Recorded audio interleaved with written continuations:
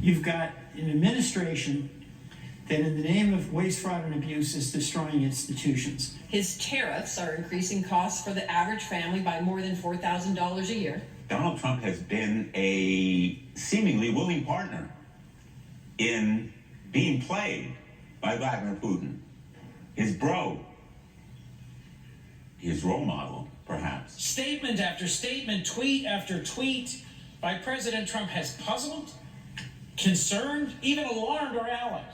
He's going to invade Greenland, a NATO ally. He's going to take back the Panama Canal. He's going to take over the Gaza Strip and make it Mara Gaza. Democratic U.S. senators are holding the floor tonight in Washington, and it looks like they may be there all night. They're doing this to put a spotlight on how destructive they say Trump's first 100 days in office have been.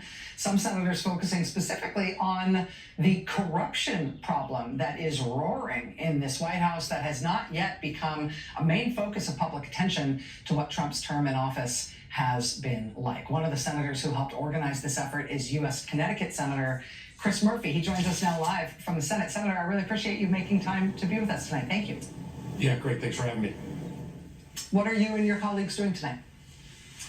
Well, I mean, we're telling a pretty simple but heartbreaking story. President Trump has used the first 100 days to hand over our government to the billionaire class, to make him and his Mar-a-Lago friends richer, and to make us all poorer in the process. And people are more pessimistic about the economy than ever before in modern times. And what they are watching is a president who is shamelessly trying to raise costs for Americans in order to help himself and his billionaire pals. The story I told on the floor tonight was an especially heartbreaking one. It was a story about Trump's attempt to try to normalize large-scale, brazen, everyday corruption. What's happening right now is that Trump is trying to be so corrupt, so publicly, every single day, to kind of lull everybody to sleep. Just the other day, he announced that the top 25 purchasers of his crypto coin would get VIP access to the White House. He's essentially selling the building that we all pay for in order to enrich himself. This is why Trump's approval ratings are cratering, and our belief is that if we tell this true story, and if his approval ratings continue to come down, it'll make it harder for him to garner support on his own side of the aisle with very slim majorities to pass the kind of harmful legislation they're contemplating this summer, primarily this massive cut to Medicaid benefits, that's insurance for 25% of Americans, in order to pass along a new unnecessary tax cut for his billionaire crowd. Maybe we can stop that if we continue to tell the American people the true story of what's happening in this administration. This crypto venture that he has opened, in which anybody, including people in foreign countries, can give him any amount of money, and it's not going to a political action committee, it's not going to a campaign, it just goes into his pocket. And he's now offering access to himself in exchange for people who are willing to give him very large amounts of money to do this. You've described this crypto venture as the most corrupt thing any president has ever done in the history of the United States. And I think you make a pretty compelling case about that. If the Congress and the U.S. Senate were doing its job, what would be the appropriate response to that? Well, the first question is, why isn't the Department of Justice doing its job?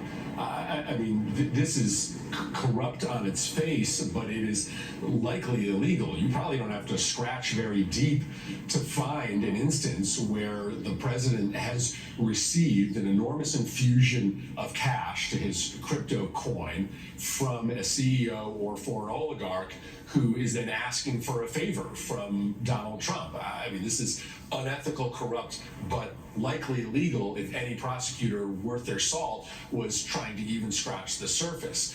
But to the extent it's not already apparent that a president of the United States should not be running a backdoor bribery scheme, the equivalent of posting your Cash app on the White House webpage, then we should make it crystal clear that that's illegal. If we were doing our job, we would pass legislation saying that no president can monetize the White House by owning a crypto coin that he uses the official channels of the White House to sell to the public, to CEOs, to Saudi princes, and anybody else who has business before the United States Congress, so before the White House. So this should have a prosecutorial response, but yes, of course, if Democrats were in charge of the Congress, we would have a legislative response as well.